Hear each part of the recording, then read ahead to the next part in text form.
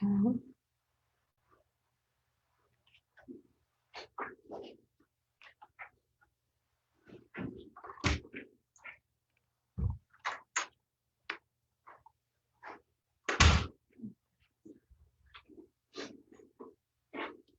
Krishna.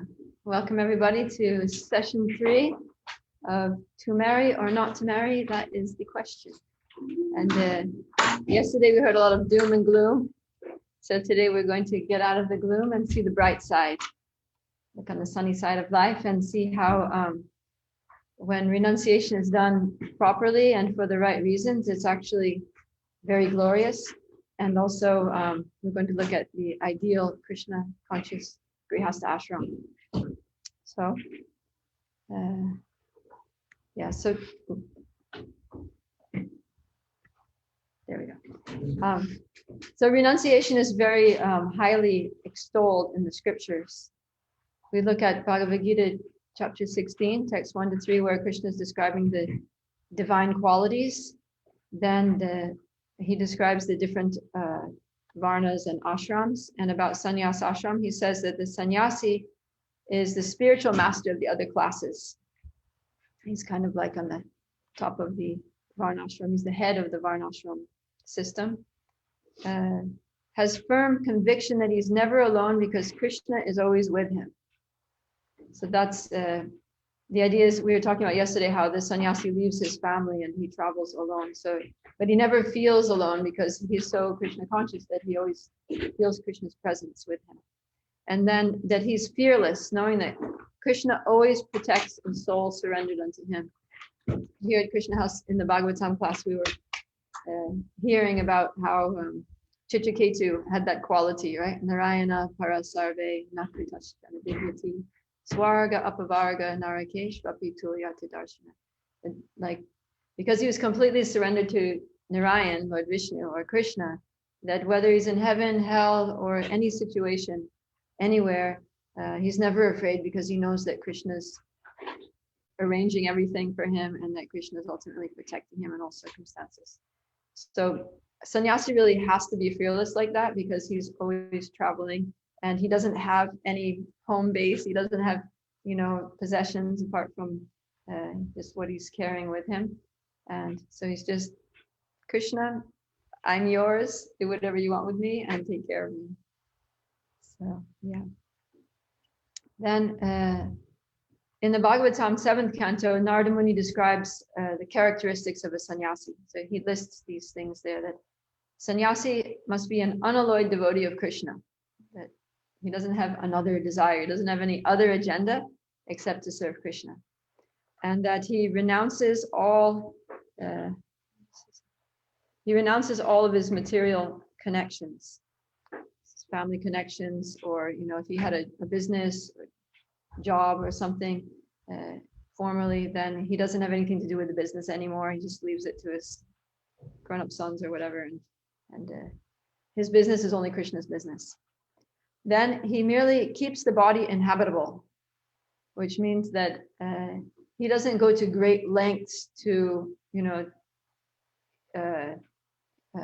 take care of his body, as far as like eating luxuriously or dressing really nicely, or getting different kinds of pamperings that some people get. He just we saw how, like, Lord Caitanya, when Jagadananda Pandit brought this scented oil, this very expensive oil, sandalwood oil or something like that, to massage him, then he was like, I can't accept that, I'm a sannyasi. So sannyasi is like simple, maintain the body simply with basic prasadam, and then does not depend on any person or place, but fully dependent on Krishna. So we already discussed that. He doesn't, traditionally, like, even he wouldn't accept food at one person's house all the time. He shouldn't accept food at the same person's house all the time, but should go different places and be always traveling. And depending on Krishna for the situation, wherever he goes, he doesn't have a prior arrangement necessarily. He goes there, and whatever the devotees serve him, he eats. Then, whatever accommodations they offer him, he accepts, whether it's a palace or whether it's a mat on the floor or whatever. And we see that Prabhupada was like that, but sometimes Prabhupada would have such opulent living situations and he would be, happy. And then he would go to when he went to Kumbh Mela in India, it's like winter, freezing cold. They were staying in tents and he was taking his morning shower at the hand pump outside in the freezing cold with ice cold water. And he was fine, he wasn't complaining. So sannyas life is like that. Whatever the situation is, you accept as Krishna's mercy and you go on with your service. Sees how Krishna is all pervasive through his energies. Yeah, that Krishna is everywhere. That's why another reason he's fearless is just, all this is happening by the will of Krishna. And everyone and everything is moving according to eternal time, which is also another feature of the Lord, the time factor. And he's a friendly well-wisher of all living beings. That's what enables him to be a preacher, because he's compassionate. He wants to do good to everybody, because like we said, he left behind his family and now he's taken the whole world as his children. And so he wants to, just like parents want the best for their children, they always want the children to do better, so in the same way, he wants everyone to be elevated in Krishna consciousness. And therefore he travels all over the world to share Krishna consciousness with others. And he's dedicated to preaching and accepts whatever is favorable for his service. So yeah, he also applies the principle of yukta vairagya. So if something is favorable, he accepts. If it's not favorable, then he's not attached. That's the idea. Okay. So then, we hear about all of these good qualities of a sannyasi, and definitely a true sannyasi who is renounced and who's dedicated to Krishna in all these ways is very glorious. But there's this statement in the Brahma Vaivarta Purana that says that in the age of Kali, 5 acts are forbidden: the offering of a horse in sacrifice, the offering of a cow in sacrifice, the acceptance of the order of sannyas, the offering of oblations of flesh to the forefathers, and a man's begetting children in his brother's wife. So what are we supposed to think about this? Because Prabhupada quotes this verse in some of his purports. This one is from Canto 9. But still Prabhupada took sannyas. So he knew that this statement was there, but he took sannyas, and he also gave sannyas initiation to many of his disciples. So why? If he, knowing that sannyas is forbidden in Kali Yuga by the Shastras, but still he's giving sannyas and taking sannyas. How is that so? Madhu? I think the ethic of preaching Krishna consciousness is like a higher ethic than following this order, I believe. Yeah, that's a good point. So you can sometimes give up a lower principle for the sake of a higher principle. Good. Yeah. Stephen, you want to say something? Yeah, I'm seeing following Prabhupada in one of the episodes. One of his disciples talked specifically about this. That Prabhupada was saying that actually nobody's qualified for the order of sannyas, but he's in a war with Maya. In a war, you may make people that are unqualified, you may appoint them to a position or in the emergency of war. So that for a day, this person is lieutenant or whatever. Right. Just to enact some structure within the system in terms of the army engaged in battle. So, yeah, so emergent, like drafting untrained men to go and fight also. And empowering them into a certain position that may be beyond their qualification. I got it. Yeah, that's a really good point. Yeah, and Prabhupada would often speak like that it's an emergency, What can I do? I'm an old man. I can't be everywhere at once. I can't spread this movement on my own. So then he was, whatever devotees Krishna sent him, he just tried to empower them and enable them to preach. Yeah. This reason doesn't go very far, but I think in Prabhupada's mind, there's also the fact that his Guru Maharaj was a sannyasi and initiated many sannyasis. Right. Yeah, so he's following the footsteps of the previous acharyas. So no one could criticize him because his guru did it. And yeah, that's also a good point. And then there's another point here that Prabhupada says himself. Someone read this, please. This is from Caitanya Charitamrita purport. Whoever. It is recommended that one accept sannyas to dedicate his life for the service of the Lord, and everyone must take that kind of sannyas. For by accepting such sannyas, one renders the best service to both his parental and material families. But one should maternal families, sorry. But one should not accept the sannyas order of the Mayavada school, which has practically no meaning. The so-called Mayavadi sannyasis became degraded because of their false philosophy, which propounds that by accepting sannyas one becomes Narayan. Sri Caitanya Mahaprabhu rejected that kind of sannyas, but the acceptance of sannyas is one of the items of the Varnashram Dharma. How then can it be rejected? Yeah, thank you. So when Yadanandan Swami was giving his presentation to us about sannyas, he was saying that this statement from the Brahma Vaivarta Purana applies especially to Mayavadi sannyasis, because in Kali Yuga it's like because people they're very gullible, and you see how these Mayavadi sannyasis, they pose themselves as God, and people are so gullible that they believe it, and then it ends up being just insanity where people are worshiping someone as God who's not God, and they're being exploited and taken advantage of by these so-called gods, so-called self-made Narayans. So yeah, and Prabhupada says that Vaishnavas take sannyas not to become God, but to dedicate themselves to serving, to spreading Krishna consciousness, and that's favorable and it's necessary. Like Stephen was saying, it's necessary in Kali Yuga. We need people to go out there and dedicate themselves to preaching Krishna consciousness, to live selflessly for the benefit of others in the service of the Lord. So yeah, the point is that one needs to take sannyas for the right reasons, and that's also like we're sort of going along with what we were discussing yesterday. So then, okay, good. So what are the right reasons for taking sannyas? So one is to expand one's service to the Lord. The other is to free oneself for preaching. And another one is to increase one's authority as a preacher. There may be more reasons, but I'm just going to take a closer look at each one of these with some examples and some quotes from the scriptures. So first of all, to expand one's service. Can somebody read this here? The symptoms of a sadhu are that he is tolerant, he is merciful and friendly to all living entities. He has no enemies, he is peaceful, he abides by the scriptures, and all his characteristics are sublime. Such a sadhu engages in staunch devotional service to the Lord without deviation. For the sake of the Lord, he renounces all other connections, such as family relationships and friendly acquaintances within the world. Thank you. So yeah, here I highlighted this phrase where for the sake of the Lord. So it's not for any personal reason. It's not for getting a position or prestige or having a servant or getting his airplane tickets paid for or whatever. It's just for the sake of the Lord. No selfish motivation.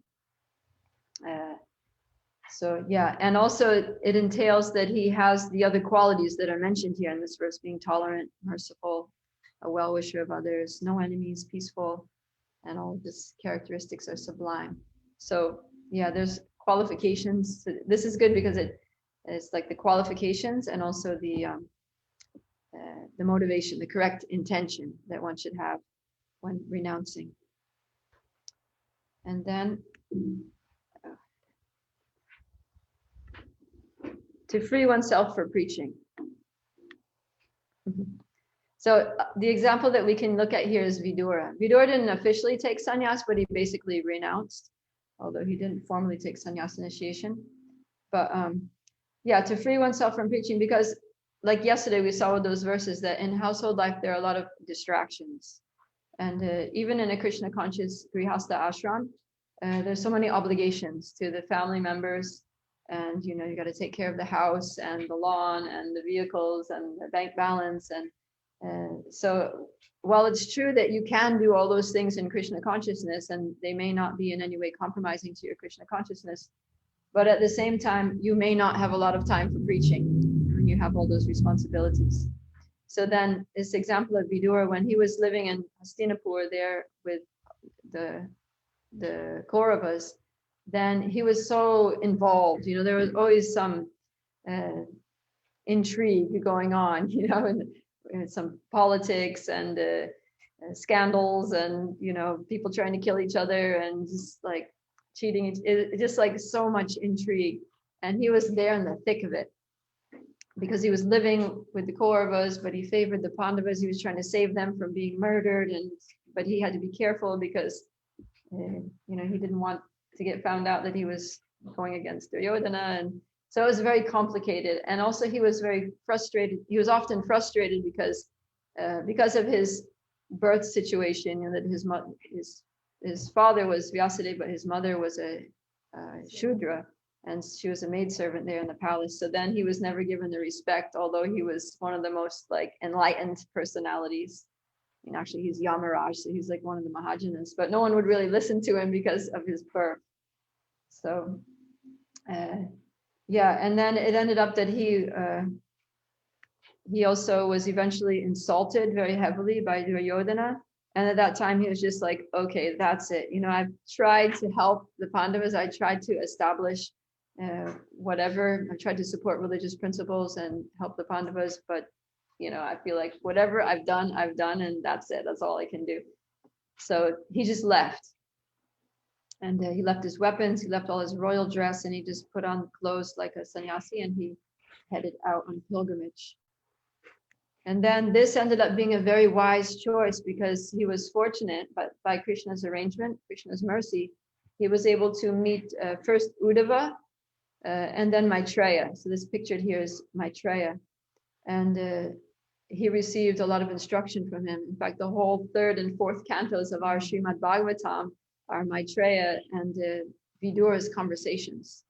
So it's also, we're very lucky that Vidura left Hastinapur and renounced so that, we could get these amazing Krishna Katha.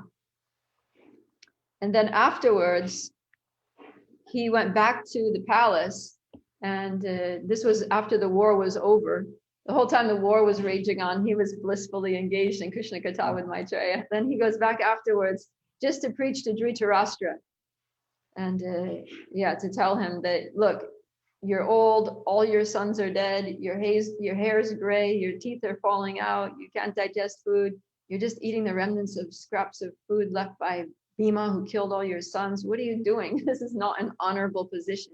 You need to leave it here and go and die an honorable death, basically. Prepare yourself for death by focusing on the Lord in meditation. And Dhritarashtra, now this time he listened. And then he went with Vidura. He went to the forest along with Gandhari, and he was able to have a very glorious death, actually. So that was, Vidura was able to benefit himself and also Dhritarashtra by his renunciation. So it facilitated his preaching. Another good example is Raghunath Das Goswami. So Raghunath Das Goswami, he was born in a very wealthy family, but the problem is that his family members were very materialistic. And he met Lord Caitanya, and as soon as he met Lord Caitanya, he just wanted to join Lord Caitanya and go and, be part of the Sankirtan movement, traveling and preaching and chanting Hare Krishna. But Lord Caitanya said, the time's not right, go home for a while and just, meditate on your desire to be with me, but still you need to stay with your family a little longer.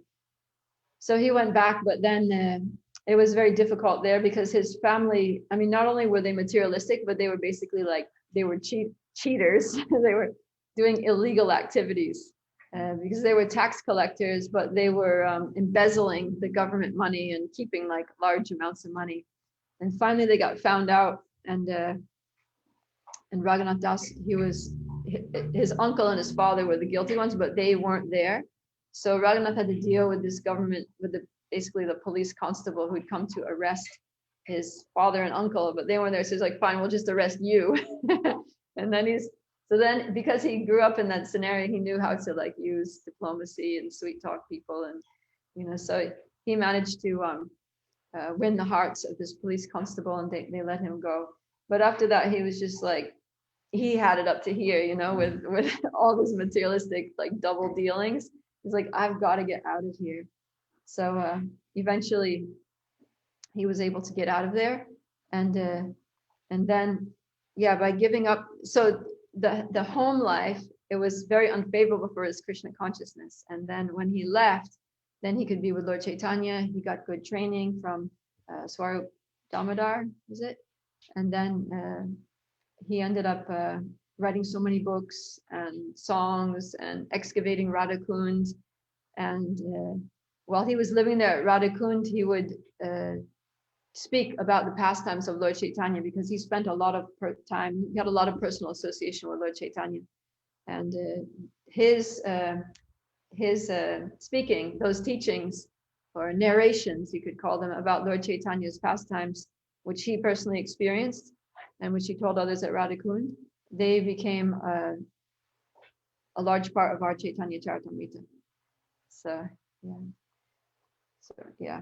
Another example is our Srila Prabhupada, that when he was in family life, you can see him, he's on the left there with the little boy on his lap. And so in his Grihastha life, he was a businessman, as most of you know.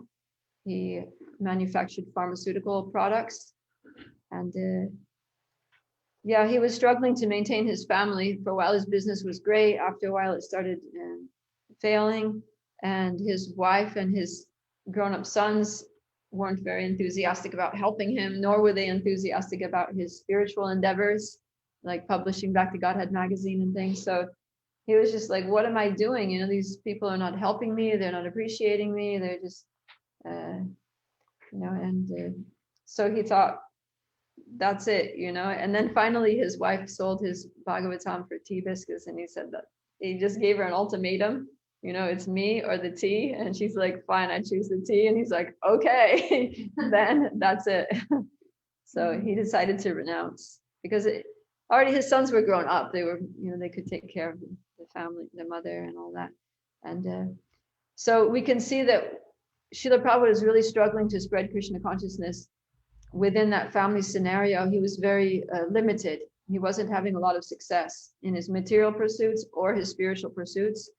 And whereas none of his children, he had 5 children, none of them became devotees.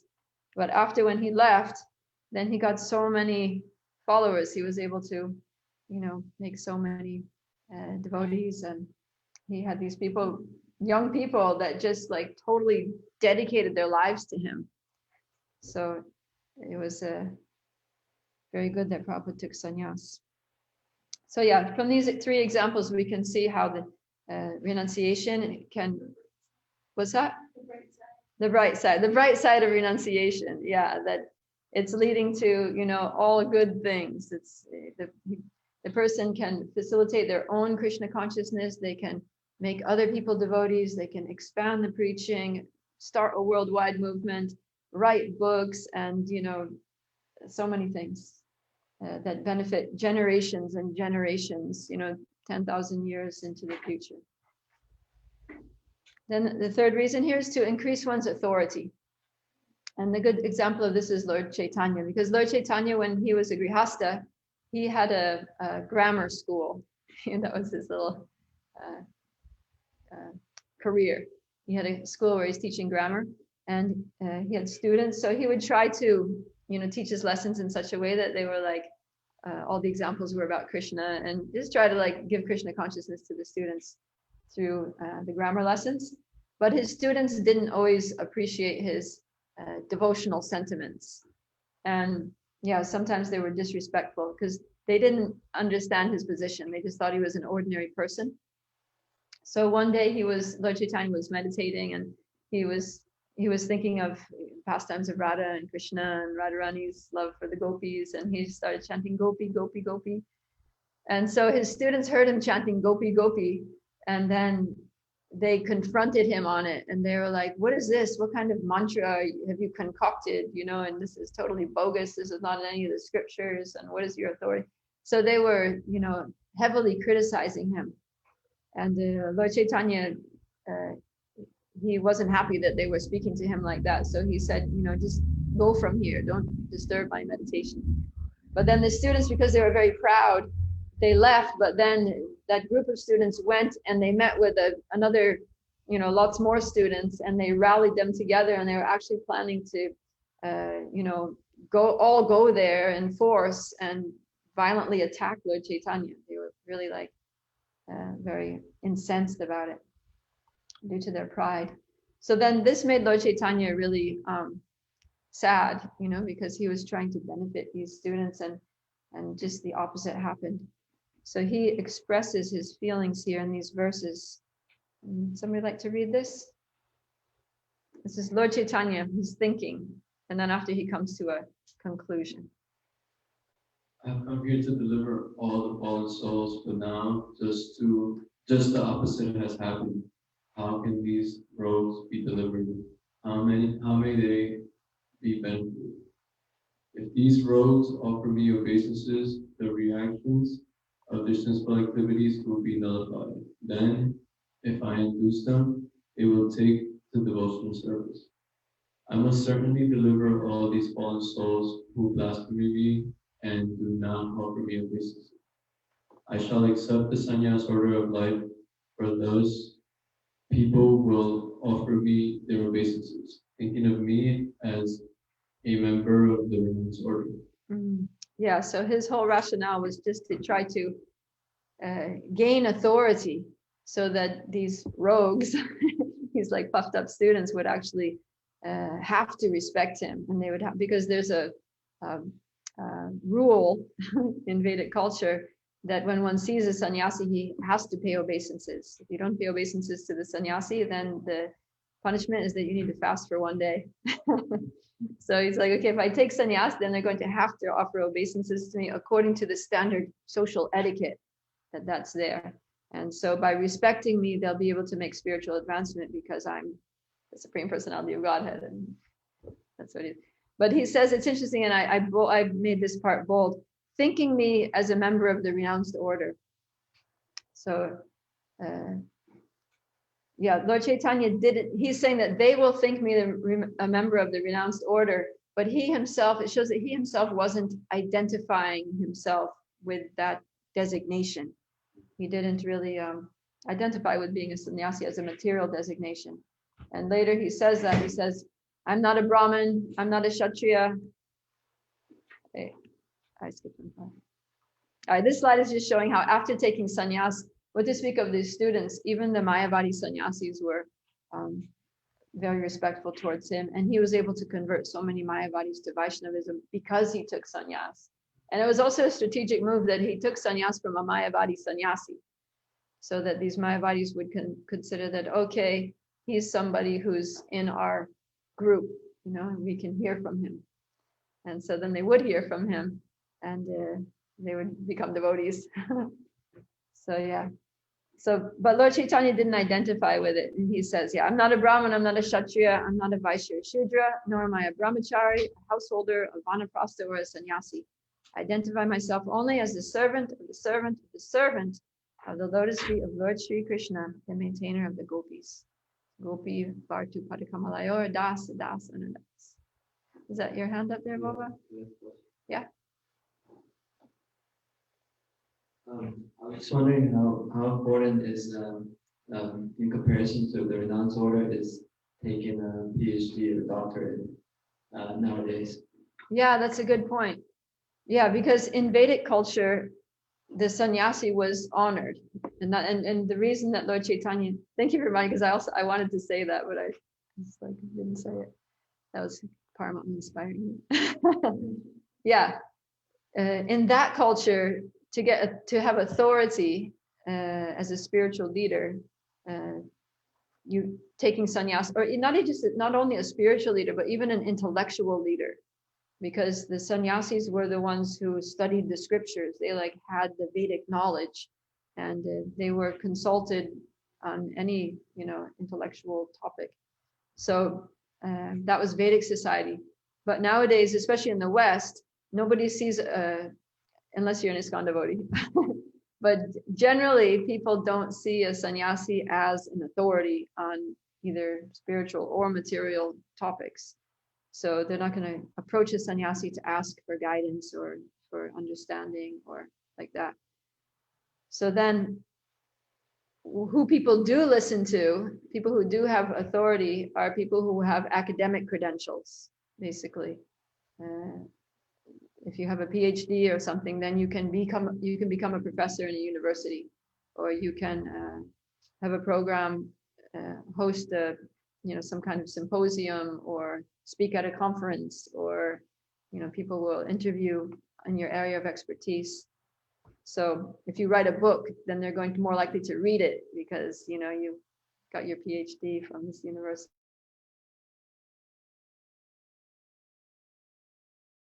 Nanda Maharaj, he was speaking about this idea that a while ago devotees were not getting academic education. It was sort of frowned upon, going to college and getting advanced academic degrees, because Prabhupada made a statement that slaughterhouse of the intelligence, so we don't want to send the devotees to the slaughterhouse. But actually for preaching it's so important, and it's almost the equivalent of getting a PhD is almost the equivalent of taking sannyas, like here in Western society in the present social context. So yeah, so now it's nice we have devotees who are going into or getting PhDs, like our Ananga Mohini, and so it's good, especially to get PhDs in fields where you can use it for preaching.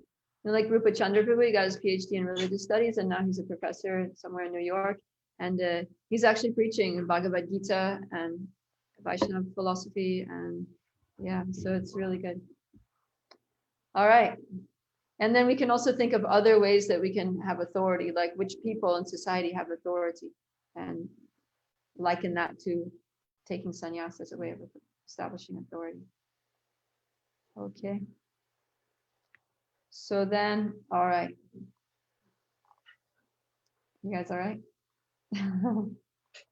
Yeah, so the point is that Lord Caitanya wasn't trying to show that we all need to take sannyas, and especially that Mayavadi sannyas, but he was demonstrating that we need to do whatever it takes to spread Krishna consciousness. That's the point that we're trying to make there.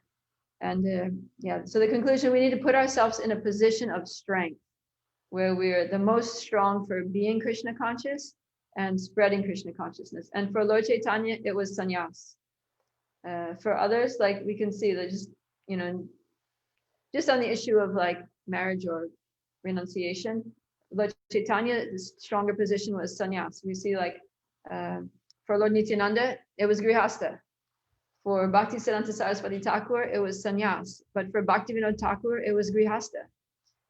So yeah, and in fact, most of Lord Chaitanya's followers were grihastas, and most devotees in ISKCON will be grihastas. It's like over 90% devotees will be grihastas.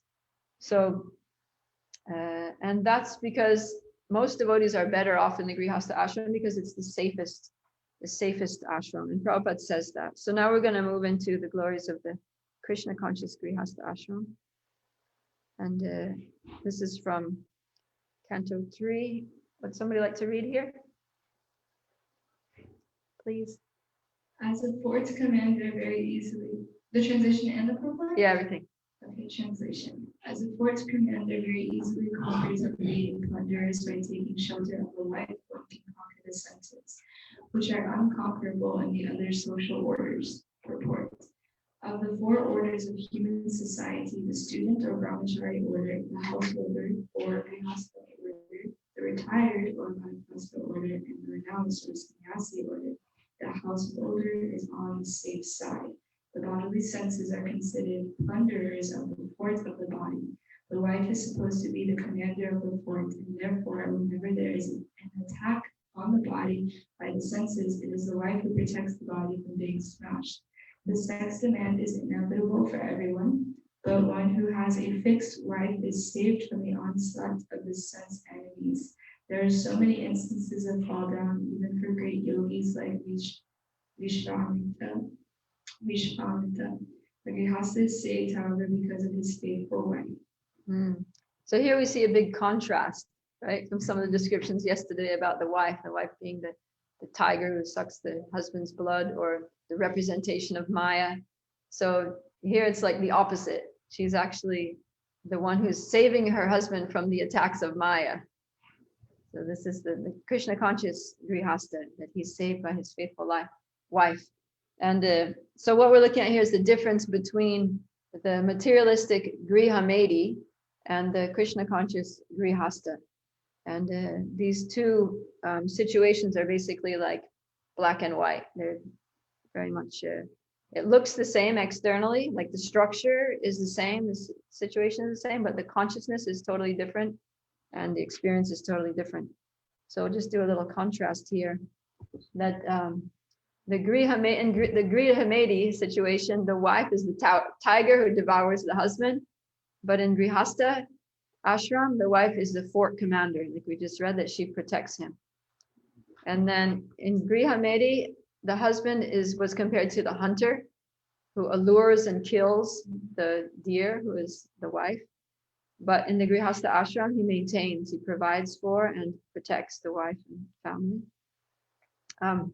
The children were compared to jackals, but later we're going to see that Srila Prabhupada says that in Krishna conscious family life, these children are not ordinary children, they're Vaikuntha children. And the focus of Grihamedi life is sense gratification, whereas the focus of the Grihastas is Krishna's pleasure. The Grihamedis see each other as they're on the bodily conception of life. So they see each other as bodies. Their attraction is based on the body and the mind, in terms of like mind means like thoughts and feelings, but it doesn't really go beyond that. If it even gets to thoughts and feelings, sometimes it's like, yeah, not a lot of thoughts and feelings being exchanged or communicated. Then the Grihasta, they see each other as souls, that each one is an eternal servant of Krishna. And Grihamedi life progress means you're becoming elevated in your socio-economic status. You know, you've got more money, you've got a higher standard of living, and your facilities for material enjoyment are increased. Whereas for the Grihasta, it's actually spiritual advancement. So the Grihamedi's occupation is a mundane job, whereas the Grihasta's occupation is the supreme occupation, Savai Pumsam Paro Dharmo, Yatir Bhaktir Adokshade, devotional service for bhakti. For the Grihamedi, taking meals means you're eating sin. Right? Bunjate te tvagam papam, ye pachanti atmakaranat. Whereas for the devotees, it's honoring prasadam. It's purifying. The Grihamedi's entertainment at home is basically TV, movies, games, just like contamination of the demoniac media. Whereas the Grihasta is the families get together, the family gets together and has kirtan, they read the scriptures, they host Krishna conscious programs at their homes, they receive, you know, devotees who are visiting, sometimes they'll receive sannyasis in the homes, like that.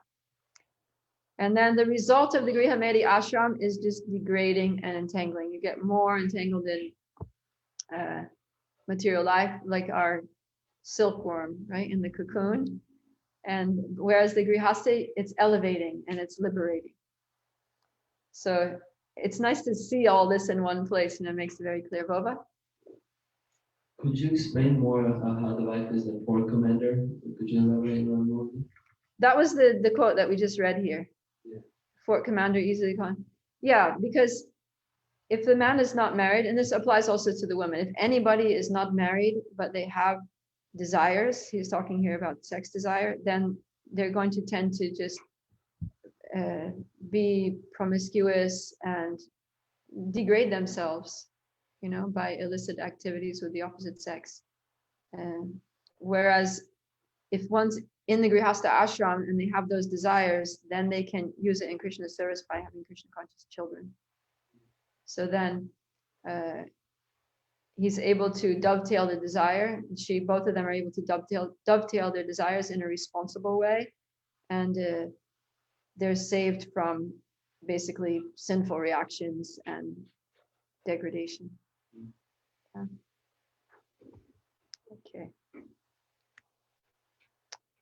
So then, all right. So then in the same, we saw Narada Muni's list of the qualities of the sannyasi. So now we'll go through his qualities of the ideal householder. Well, first there's duties. There's duties and qualities. So the duties here, these are all the things that the ideal householders do. And that is that they donate to Krishna for building temples and preaching. because we were talking about how the grihastas are the only ashram which is actually earning money.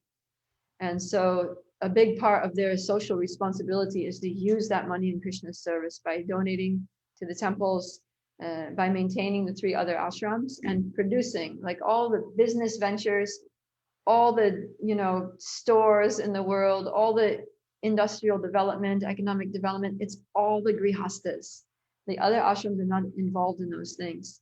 So yeah, that all falls onto the head of the grihastas. And then they're meant to treat even animals like their own children. Yeah, Shruti? Yeah.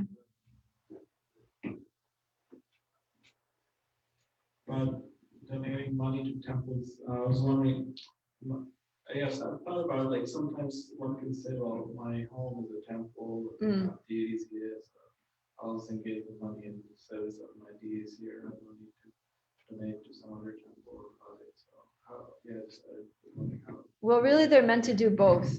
And that comes up, yeah. Another thing that they're supposed to do is have their deities at home.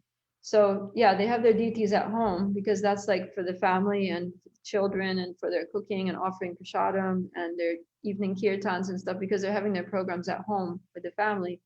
But they also need to support the temple in the area, or if they go on pilgrimage and visit temples, they should give donations because they're the only ones who are going to do it, right? Who, if they don't support the temples, who's going to support the temples?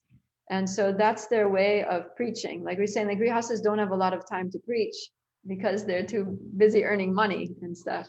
So yeah, so then their preaching is maintaining those temples so that, people who the sannyasis preach to have a place to go to worship the Lord and to live in an ashram or something.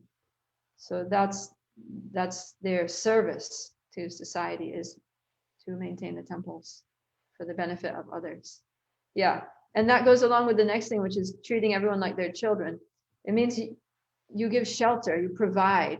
The grihastas have to provide for everyone, just as you would provide for your children. So if someone has a need, if there's a social need for a temple, the grihastas have to provide that so that everyone is cared for and has everything they need in life.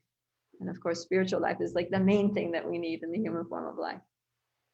And then they also perform sacrifices for the benefit of everyone. We hear in the Bhagavatam that these kings, they were always performing sacrifices for the benefit of the whole society. Yeah, and that leads to, we hear in the Bhagavad Gita also, Krishna says, be thou happy by this sacrifice, because it will bestow prosperity for everybody. And to do those kinds of sacrifices, and of course, in this day and age, the sacrifice is Sankirtan Yagya, so anybody can do that. But in former times, it was like expensive sacrifices that only the grihastas could do. And then another important thing that they need to do is prepare nice food made in ghee and offer it to the Lord, the Vaishnavas, and all living entities. Narada Muni specifically says food prepared in ghee. And after feeding everybody, then only take prasadam. And they also should perform auspicious ceremonies on special occasions, organize festivals, observe samskaras for their children and members of the family in order to make every milestone in the child's life a spiritual experience, so that they have these samskars, these impressions, spiritual impressions left on their minds. That the first day that they went to school, it was like there was a ceremony and there were devotees there and there was kirtan there, and there's like the ceremony for their first writing the first letters, there's a ceremony for all first rains, all these things. So they grow up just associating all the major incidents in their life with Krishna consciousness. And then they need to go to the temples. Like in Prabhupada's family, they had this policy that if everybody had to go to the temple every day, and if they didn't go there and see the deities in the temple every day, then they had to pay a fine. And somebody was like there keeping a watch and would write out a bill, like, okay, this is your fine, and then they had to pay. And they actually did. So that was, because it was so much considered the duty that you have to come to the temple and offer your respects to the Lord. And then also, Narada Muni says to worship the deity of Krishna at home. So he said, this is Narada Muni's instructions, that you should donate to the temple. You should also go to the temple. And at the same time, you should worship your deity at home. And respectfully receive devotees at home and serve them, and serve the spiritual master with faith and devotion, considering him the representative of the Lord. So these are duties. And another important duty of the grihastas is to increase the number of devotees by having children. And Prabhupada says this. He says the grihasta is responsible for producing first quality brahmacharis, vanaprasthas, and sannyasis. So the brahmacharis, vanaprasthas, and sannyasis can't criticize the grihastas, because if it wasn't for grihastas, where would they be? And Prabhupada says, if there are no householders, then where from the saintly persons will come? They will not fall from the sky. It's practical, right? Of course, it's a great service to bring an exalted soul into the world and to give them a Krishna conscious environment to grow up in. It's very important and it's very rare. And we hear about how the demigods are lining up to take birth in this movement in ISKCON, in Kali Yuga, when they can just chant the holy names and take prashadam and go back to Godhead. And also, so they need families to take birth into. And also devotees who are leaving their bodies in ISKCON, like so many devotees are leaving their bodies these days. And if they don't go back to Godhead, they're going to want to take birth in a devotee family, especially if they're ISKCON devotees, they want to take birth in ISKCON. So we need grihastas to have children so that these souls can take birth in ISKCON and continue their spiritual progress under the shelter of Srila Prabhupada. So this is all very important. And in the Bhagavatam, especially in the 9th canto, there's all these like chapter after chapter of descriptions of dynasties. This king, and then these were the children, and then their children, and then their children. So, and then ultimately, those dynasties are the dynasties in which the Lord is taking birth. There's the solar dynasty, which Lord Ramachandra takes birth in. There's the lunar dynasty, which Krishna takes birth in, Balaram, and all their associates. So those are all grihastas. If it wasn't for grihastas, we wouldn't even have the appearance of the Lord in the way that he wanted to appear. So and of course, it doesn't just mean having babies. It means, it means taking care of them, protecting them, training them in Krishna consciousness, encouraging them, and facilitating them in developing to serve Krishna in ways according to their nature and their propensities. So these are all very important. It's a big responsibility. And also just being affectionate, giving them lots of love and making them feel secure and loved and cared for.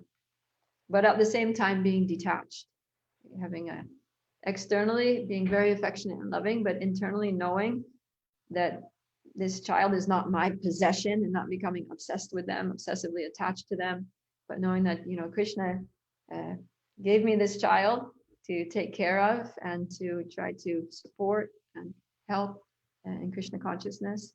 And they have their own karma also, they have their own path.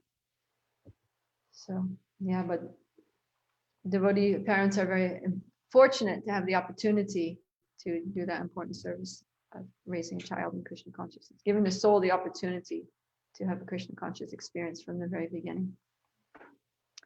Then Narada Muni goes into the qualities of the ideal householder. So this is interesting because he says, similar to the sannyasi, they're satisfied to maintain body and soul together with whatever is available with minimal endeavor, according to time and place, by the grace of the Lord.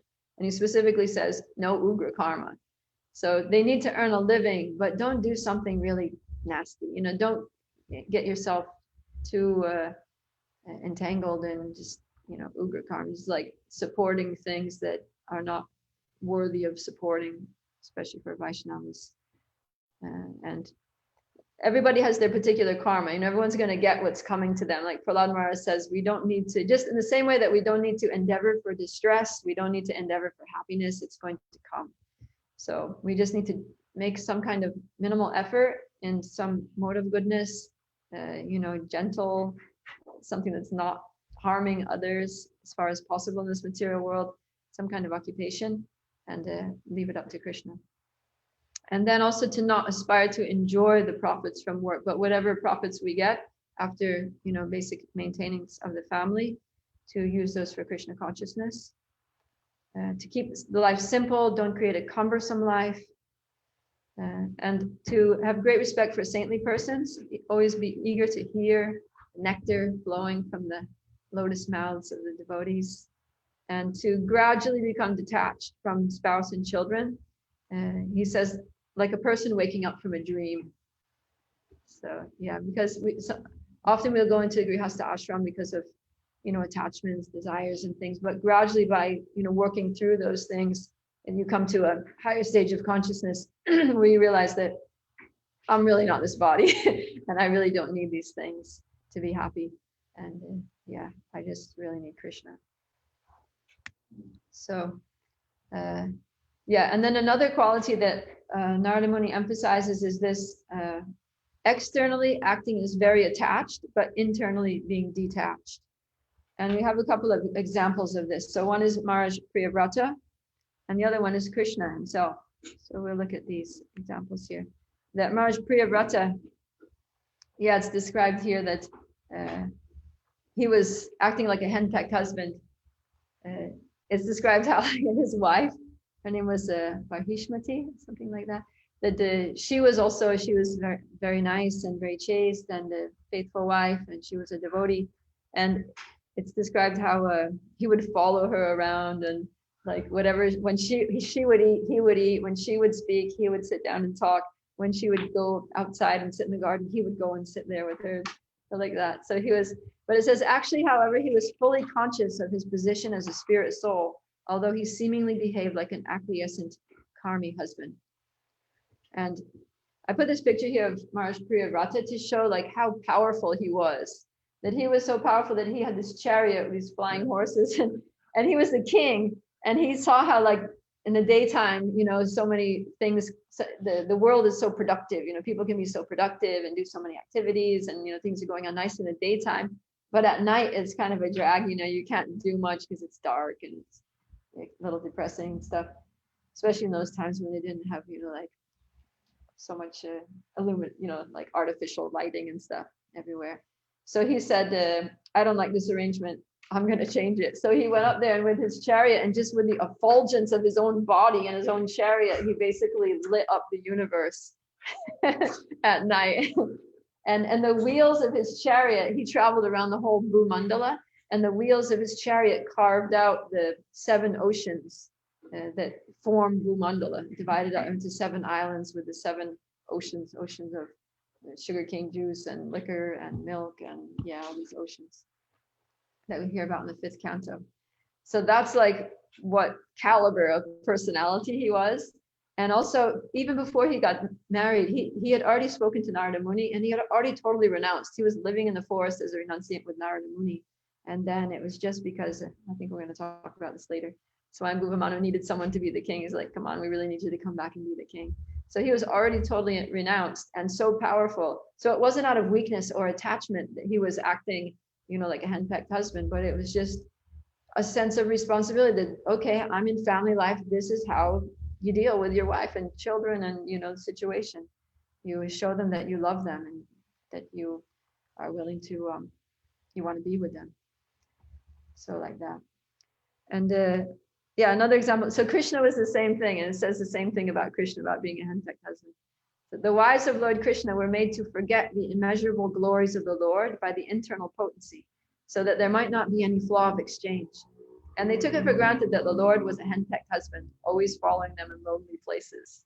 So even though he was the Lord, it's interesting because it says they were made to forget his glories by the internal potency. So who made them forget? He did. He wanted them to forget that he was the Lord. So it's like he wasn't on a power trip, that I have to be superior and you have to be inferior. It was the other way around. He's like, no, I want you to not see me as superior so that we can have a nice relationship, so we can just like have loving exchanges. So, husbands who really have this mood of, the wife has to see me as her guru and offer me arti. And there was actually one devotee in ISKCON that he like told his wife that she has to offer arti to him every day. Anyways, that didn't work out. But yeah, so some husbands have these really weird ideas that my wife has to worship me, and I'm her, Shiksha guru, and I'm a representative of God for her, and that's how she should see me and all that. And she has to pay obeisances to me every morning and touch my feet. And yeah, so that wasn't Krishna's mood. Krishna was like, no, I don't want that. I'm gonna like make a whole arrangement with Yogamaya so that they don't see me that way. And he actually wanted them to see him, that they, when they would ask him for things and he would do things for them. Right? We talked about that yesterday too. So, and why? Because that's how you enjoy. That's like how it's nice. That's how you have a nice relationship. And Krishna's supreme enjoy. He knows how to do things properly to get the proper experience in the ashram. And so these kinds of husbands that want to just lord it over their wives and stuff, is like, they don't really get it. But Krishna sets the example. Krishna ki jai. And Srila Prabhupada talks about this idea of, because in the Bhagavad Gita chapter 13, 8 to 12, he gives us 20 items of knowledge. And one of them is asaktir anabhishvanga putra dara dihadishu, which is detachment from wife, children, home, and the rest. So it's emphasizing detachment as an item of knowledge. But then Prabhupada explains there in the purport that it is not meant, so we're talking about wife, children, it is not meant that one should have no feeling for these. They are natural objects of affection. But when they're not favorable to spiritual progress, then one should not be attached to them. The best process for making the home pleasant is Krishna consciousness. So, yeah, and so the principle that we're talking about here is the principle that Narada Muni said, that one should be externally very much attached to the family members, but internally detached. So that's what these examples are showing. And Prabhupada states the same thing here in this purport. But then that's provided that the family members are Krishna conscious, that they're willing to, they're favorable to Krishna consciousness, and they're not antagonistic to your Krishna consciousness. Because in Prabhupada's case, his family members were antagonistic, and so it was better off distancing himself from them. Yeah. And then he says, yeah, the best process for making the home pleasant is Krishna consciousness. So then in the same purport, he explains how to do this. Somebody want to read this? This is actually like all from the purport. I just inserted the 1, 2, 3, 4. Otherwise, it's kind of like listed in a list.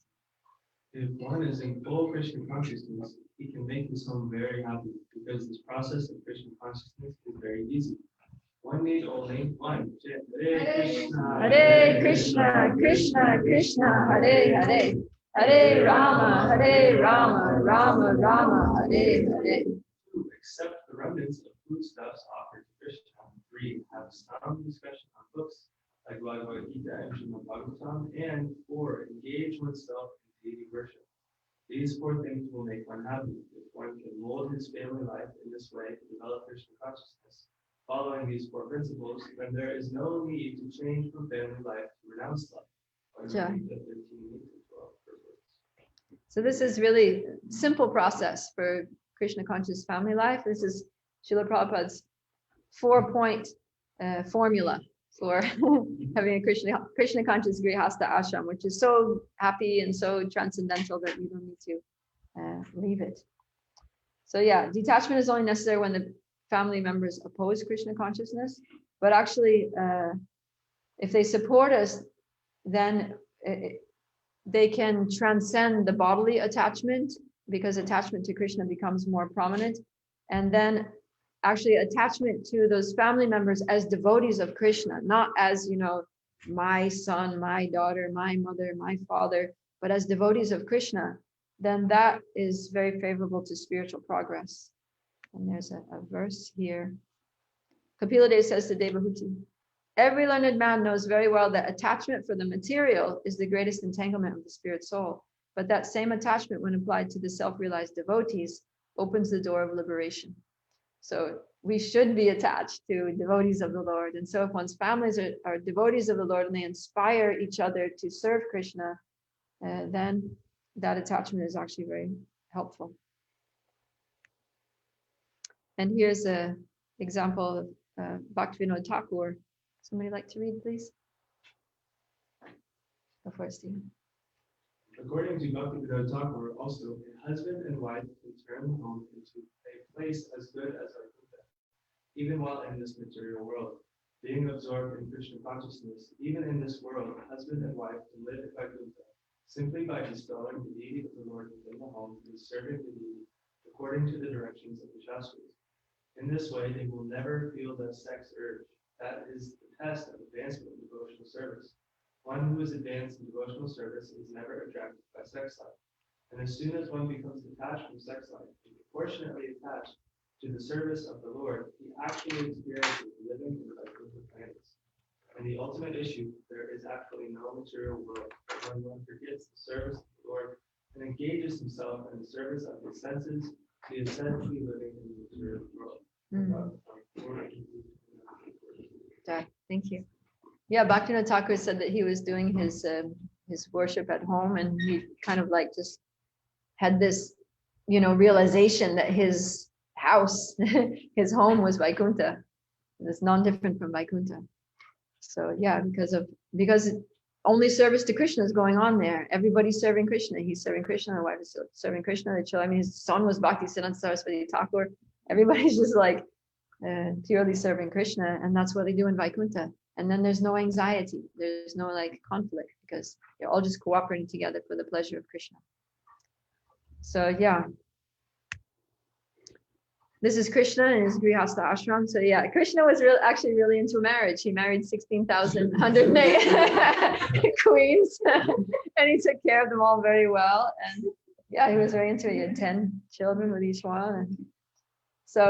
And not only did he get married, but he also personally arranged marriages for different personalities in the Bhagavatam. We heard about the Prachetas, that he arranged this Marisha for the Prachetas, and Lord Brahma came down to offer his blessings.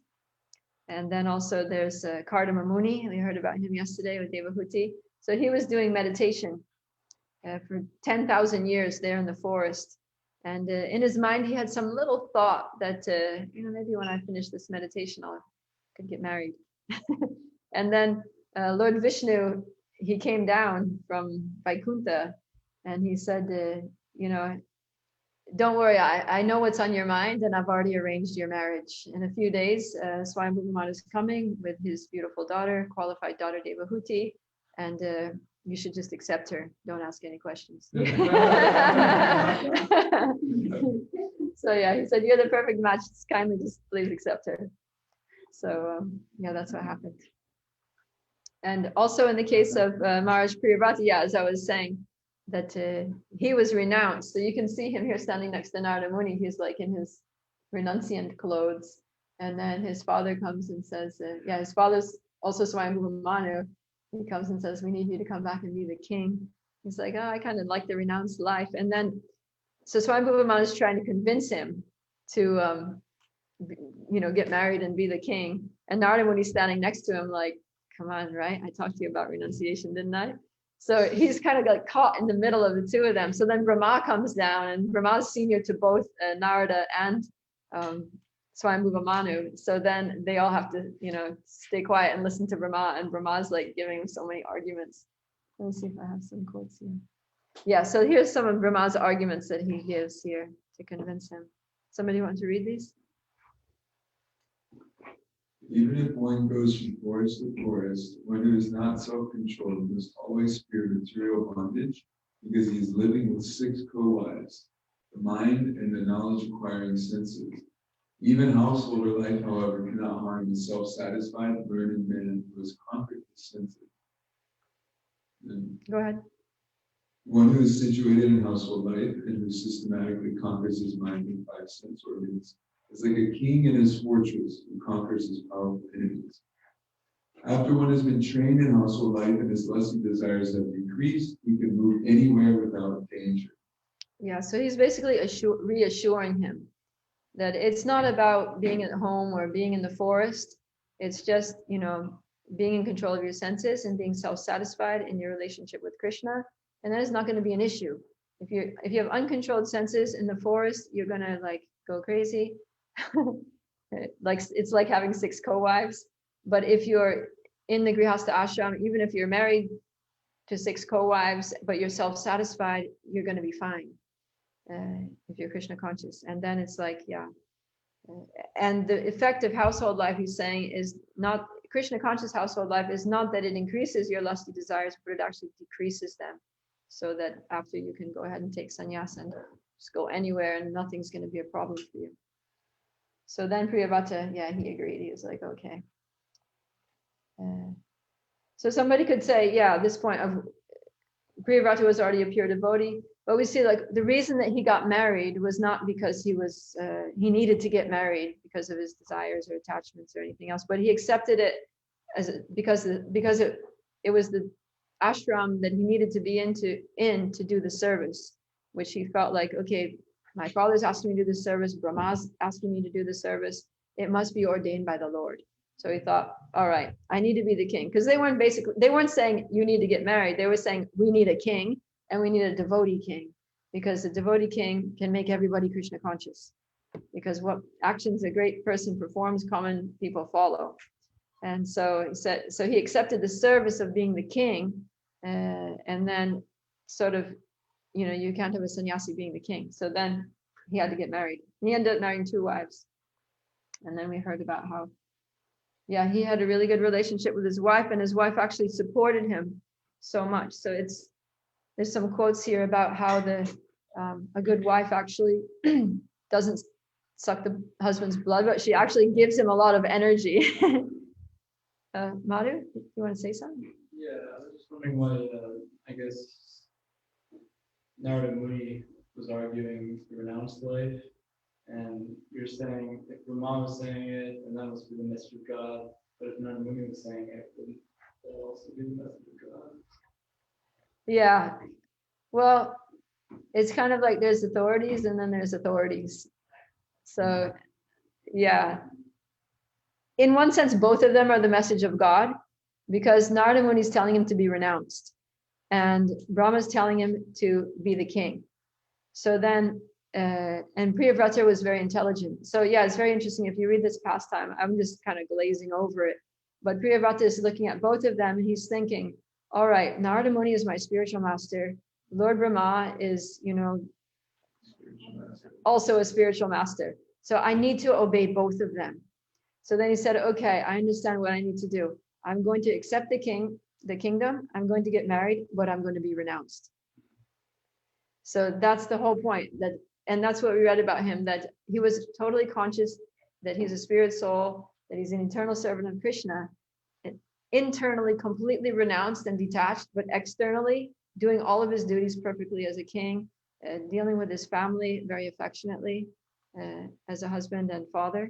And so he satisfied both of them. And Narada Muni was actually very happy with him, with his renunciation within the Grihastha ashram. And it's a very good model. Stephen? Yeah, it just made me reflect that, the ashrams have external elements, some of renunciation, but internal renunciation is prevalent in any of them. Yeah. We're going to talk a lot about that tomorrow, because that's basically like the conclusion. Yeah. All right, so let's see how Priyavrata greatly loved his wife Barhishmati, and by her feminine behavior, she increased his energy. And there it's actually said that the Kshatriyas, is that here? Yeah, a Kshatriya cannot properly execute his responsibilities without the association of his wife. Kshatriyas were even allowed to have many wives to encourage them in discharging the duties of government. They actually needed that support because the wife gave them a lot of energy, and they needed that energy to do their service. Then the last one, as far as the women class are concerned, they are accepted as a power of inspiration for men. As such, women are more powerful than men. Shruti? Curious, how did the wives encourage the Kshatriya? Because is it like they held out, or they were like, yay, cheerleading? I'm just curious, like what shape did that take? Yeah, I'm not really sure. Actually, I think it's just, by their affection, by their sweet words, by their care and support. They do a lot of service in the background and moral support. Yeah, encouragement, making him feel like, he's powerful and stuff. I'm not sure. We could research that. All right. Oh yeah. And then another example here is Sobari Muni. So we saw twice about how poor Sobari Muni fell down right with the fish. I mean, not fell down with the fish, but he fell down because of the fish. So Yeah, so let's see what happened to Sobari Muni after that. Actually, what happened was after he married 50 wives, he went to approach one king to get married, and this king, he was like, oh, and Sobari Muni, he'd been in the water for so long, he was like old, he was like totally pruny and everything. And then so Sobari Muni said, can I have one of your daughters as a wife? And then he said, okay, come tomorrow and I'll get my daughters to come out, and anybody who chooses you as a husband, then you can have her. So then he could understand that the king was like, this guy's so ugly, none of my daughters are going to want to marry him. So then Sobari Muni was like, fine, because he had mystic power. So he changed himself into like this really handsome man. And then he came back the next day and he had already told his daughters, whoever wants to marry him can. So they all wanted to marry him. All 50 of them. And then because he was a powerful yogi, then he expanded himself into 50 Sobari Munis and married all of them. Okay, so let's see what happens here. Somebody would like to read this, please? He, Sobari Muni, passed his life in household affairs for some time, but then he became detached from material enjoyment. To renounce material association, he accepted divine Christ's order and went to the forest. His devoted wives followed him, for they had no shelter other than the husband. At the time of death, he ultimately engaged himself in the service of the Supreme Personality of God. By observing their husband progressing in spiritual existence, Sobari Muni's wives were also able to enter the spiritual world by his spiritual power, just as the flames of the fire cease when the fire is extinguished. Yeah, so this is really pretty amazing, because whereas as a renunciant, he couldn't even save himself, as a grihasta and the purification, saying how he gradually was purified and became detached from material enjoyment. So as a result of the purification that he experienced in the grihasta ashram, he was able to save not only himself, but all of his 50 wives also went back to Godhead with him, and would speak of their children probably also were very favorably influenced. So yeah, Krishna conscious grihasta ashram is actually a very glorious position. And here's another quote here by Prabhupada. Somebody read? All the 5 associates of Lord Caitanya, they also married. Krishna also married. So marriage is not bad. It is not that unless one becomes a sannyasi or a strict brahmachari, you cannot attain the highest perfection of life. No. Even in married life, but one has to adjust it. Married life means not sex enjoyment. It is not a license for sex enjoyment, although it is some sort of license, but it can be utilized. Okay, although it is some sort of license, but it can be utilized. It can be utilized for producing children of Krishna consciousness, and at least one should be satisfied. The husband will help the wife will help the husband advancing Krishna consciousness for the benefit of their country, for the benefit of the total human society. May 6, 1969. Yeah, so when the husband and wife help each other in Krishna consciousness, then they can really become like power couples for spreading Krishna consciousness. And we have an example of this in this 3 power couples that Srila Prabhupada sent to London. So there was nothing in London. There were no devotees, there were no temples, there was like, and then he just sent these 3 young couples, one of them with a tiny baby who was like, 6 months old or something. And they went over there with basically no money, no contacts, no place to stay. And they just started doing Harinam and trying to meet influential people like the Beatles. And yeah, within just a few weeks of their being in London, there was a newspaper article that was called Krishna Chant Startles London. And they got a copy of that and they sent the article to Srila Prabhupada, and he was so happy. He was like, really pleased. And yeah, in the first year, they opened this temple, Radha Krishna temple, and they carved deities of Jagannath, and they held all kinds of programs. They made lots of devotees. You can see their full temple room. And they had Ratha Yatra. They made this huge Rath car, and they, like all this within a few months of their being there. And you can see how many people are there in the Ratha Yatra, and it's not just them. It's like new devotees already wearing saris and dhotis and things like that. And then eventually they met George Harrison and made a close, especially Shyamasundar made a close friendship with George Harrison. They got him to sponsor the printing of the Krishna book, and they got him to, basically become a devotee, and he helped Prabhupada so much. And when Prabhupada came in 1969, so this was all in the same year. Prabhupada came, they got these deities of Radhalandanishvara, and Srila Prabhupada did the installation. These are the first Radha Krishna deities in the movement in ISKCON. So they're very special deities. These are my first deities. I joined here at this temple.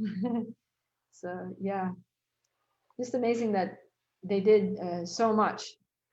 And Prabhupada was really happy. He would often boast about these devotees, these three couples. And somebody like to read here? This is Prabhupada and his father boasting like a proud father. Go ahead.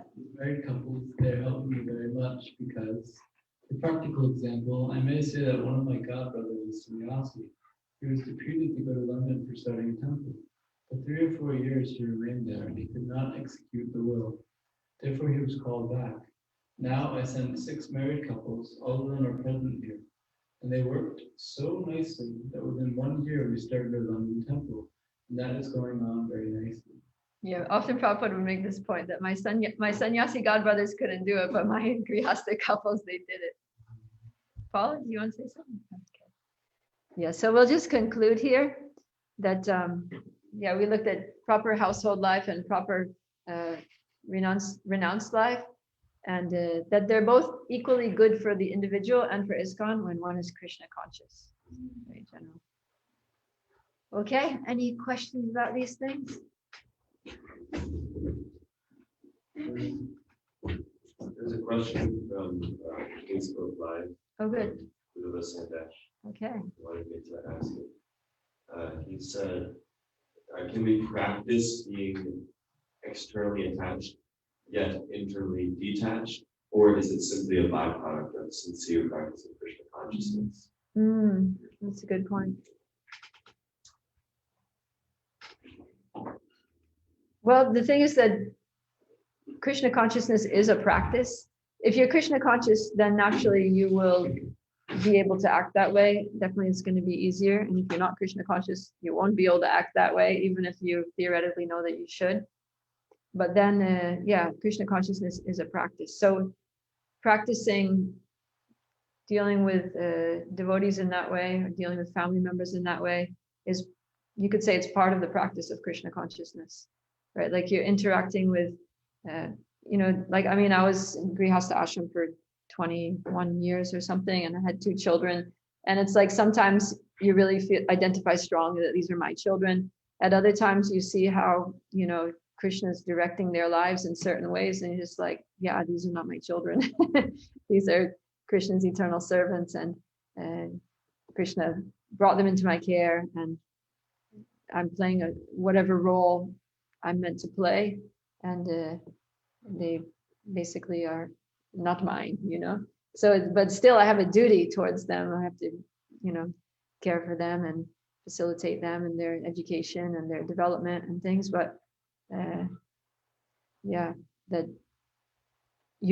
you see them as souls, and especially when you're from the very beginning of parenting in Krishna consciousness, is actually very wonderful, because the child is, you conceive a child, so you, as a mother, you feel that the child is in your womb, and you're just thinking you don't have a relationship with the child during that time, because you can't interact with them, but that there's a soul in your womb, and that they're to whatever degree conscious, because the soul is always a conscious living entity. Of course, in the womb is covered, it's not conscious in like the way we are, but still there is consciousness.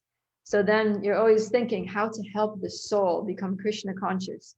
So then even, while they're in the womb, you want to chant, you want to read Srila Prabhupada's books out loud to them so that they can hear the transcendental sound vibration and like that. And be careful to eat only prasadam, because you're just thinking, so you for 9 months, you're just having this meditation.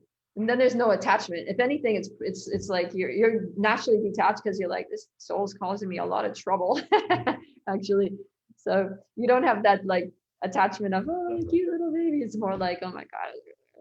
But at the same time, you're like, it's my duty to make this child Krishna conscious. So that starts a good meditation. You got 9 months of practicing that, of just trying to enrich the soul with Krishna consciousness as much as you can.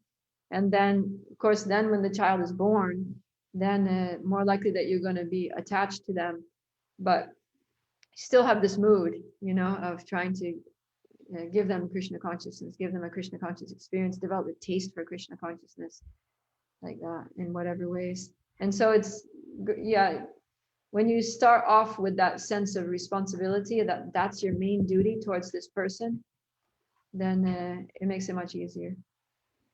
Yeah. Stephen? Isn't that what it means to be internally detached, is to see people as devotees? Yeah. People as servants of Krishna. And Yeah. We're talking about detachment from materialism. Yeah, exactly. Yeah, the detachment doesn't mean that you don't care about them. It means that you care about them as a soul who needs to become Krishna conscious in this lifetime and go back to Godhead. Yeah, so that's like that's your attachment. I'm attached to making this soul fit to go back to Godhead, to making this soul into a pure servant of Krishna. And that was like Srila Prabhupada's father. He had that vision for his son. Remember, Prabhupada's like, he's playing mridanga and he's like so happy. And these were the devotees. And he says, my father wanted this. He wanted that I would become a servant of Radharani. So my mother wanted me to be a lawyer, to go get educated in London, become a barrister. But my father, he wanted me to live this life of just being a devotee. Baba? I was curious, the Grihastha ashram you said is the safest place, but I feel like it can turn really quickly to be a very unsafe place. Yeah, well, that's why we need to follow those principles, that Prabhupada gave, that four-point formula. Do you remember what the 4 points were? Okay, then? Take prasadam. What's that? Read the scriptures and worship the deity. Yeah, so if you do those 4 things every day as a family, you're not going to have problems.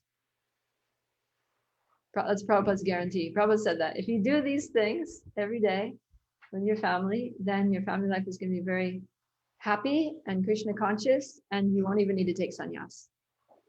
So we just have to have faith in that process and do it really like a sadhana, and make sure the whole family's doing it.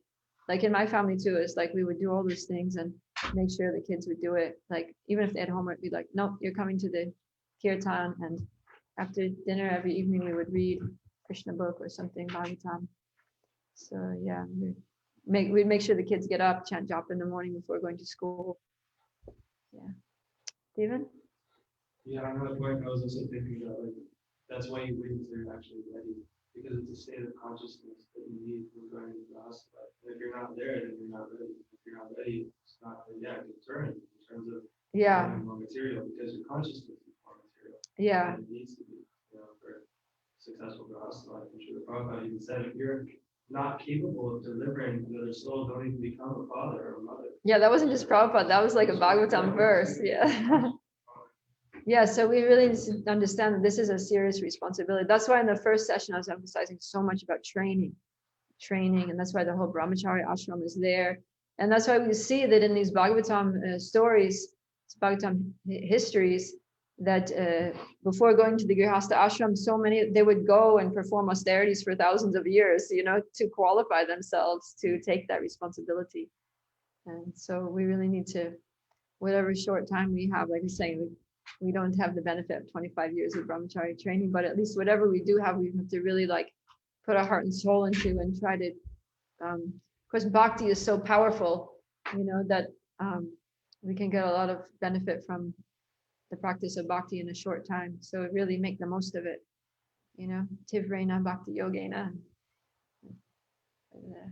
with intensity, practice devotional service with intensity, so that we can take responsibilities in the future and do them properly.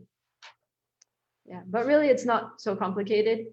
You have your little altar at home, you chant, you cook, you offer food, you read together and chat together. It's nice to have home programs, invite the devotees over to your house, cook for all the devotees, and then you can get everybody involved. Like everybody can help with that. The kids can help serving prasadam and help with the cooking, and doing kirtan and just receiving guests, cleaning up the place and cleaning afterwards, and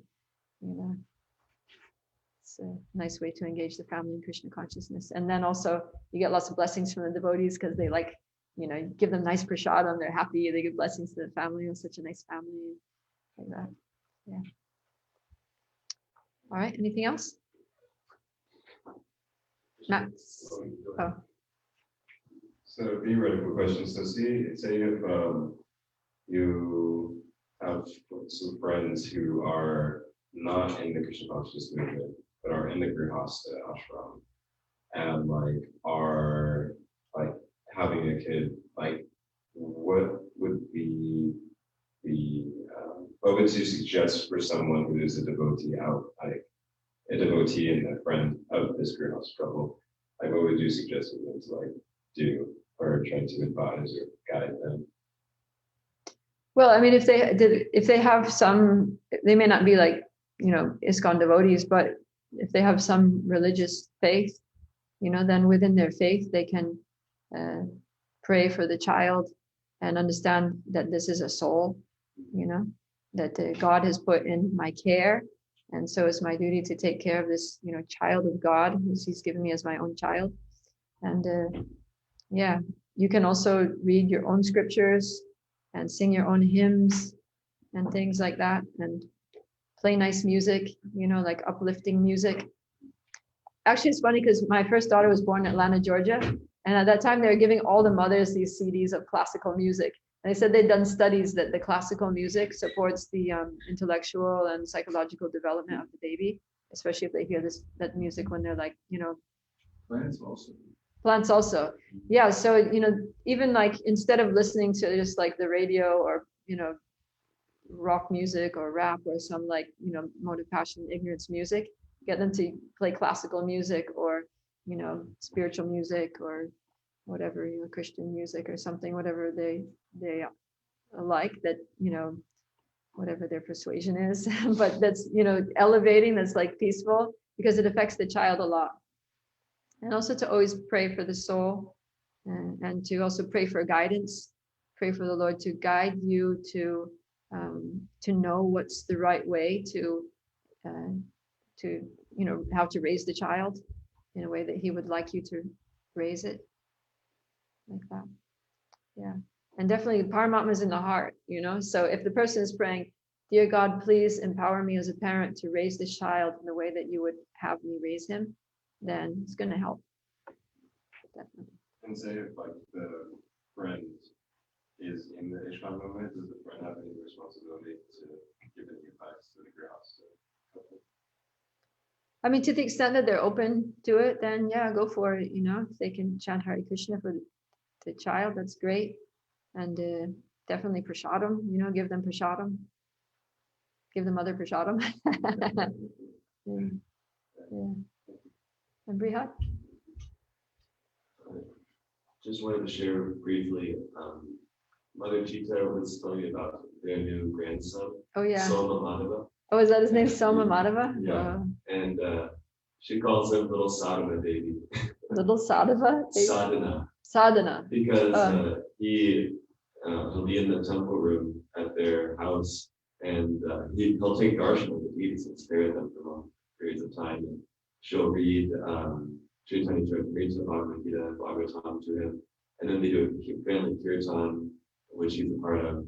And so I just think it's extraordinary that someone can create such a nice Grihastha ashram, that a soul can come into such a conducive environment from the first day of life. Yeah, it's amazing. Yeah, it's actually such a beautiful thing, such a wonderful thing to be able to provide that, for a soul. And who knows who these souls are? Who knows what personality we're serving by doing that, and what benefits we're going to get from serving that personality. So we're reading that attachment to, devotees is a cause of liberation. And serious Vaishnav Seva. 24/7 Vaishnav Seva. Okay, so with that, we better wrap it up. Tomorrow we're going to be, I think the class will be a little shorter, and we're going to put together some of the ideas. We're going to look at we're going to do kind of an analysis of what renunciation actually means and how that applies to the different ashrams. And we're also going to spend some time refuting some common misconceptions that devotees have about Grihastha ashram. And I think it'll be fun. Yeah. So everybody come. Thank you all for coming, and Hare Krishna. Hare Krishna.